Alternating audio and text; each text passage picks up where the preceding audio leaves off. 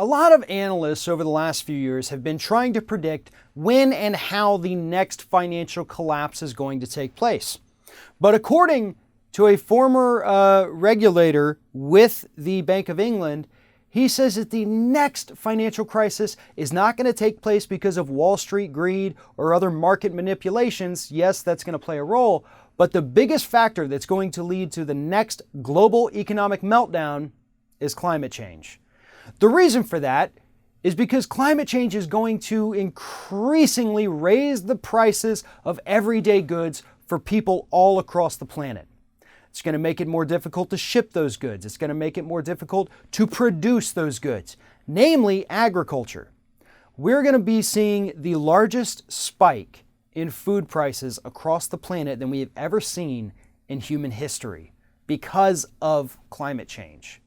So Paul Fisher, this former regulator with the Bank of England, says that it is because of climate change and the associated effects that we will see these massive market collapses as people are no longer able to afford basically to live.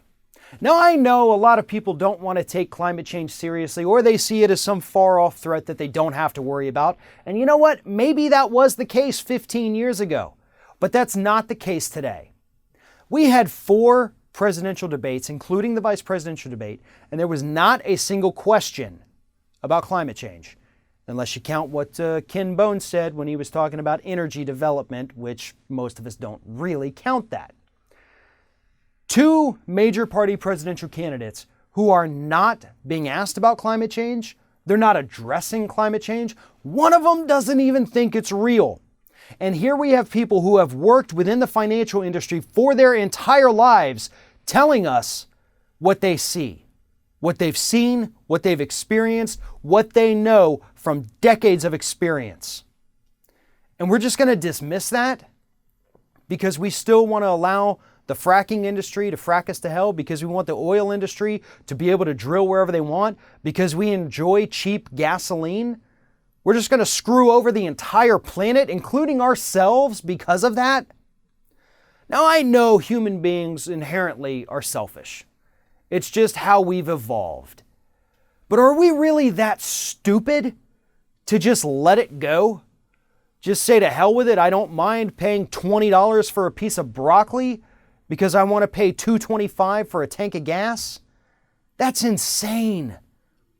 We have the technology to get us off of fossil fuels and help to start reversing the effects of climate change. So why are we not doing it?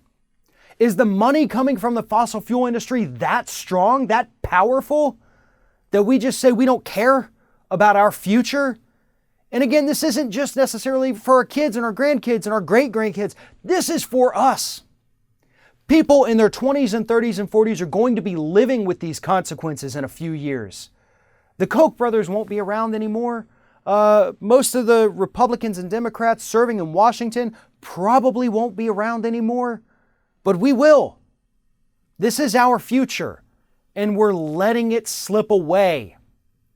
Again, because we like cheap gasoline. Oh, we could buy a hybrid, but why? That doesn't look as cool driving down the road as your big jacked up SUV. That's how selfish we are. And I've known that we are selfish, but again, we can't be that stupid.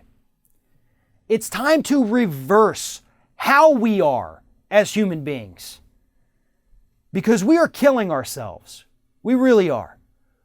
We're killing ourselves, we're killing our neighbors, we're killing our children because we're killing the planet. And this goes far beyond the next financial collapse. We're talking about civilizations collapsing, disappearing, because their land is going to be underwater. They're going to be relocated somewhere. That's going to cause armed conflict. We've seen it with Syria already.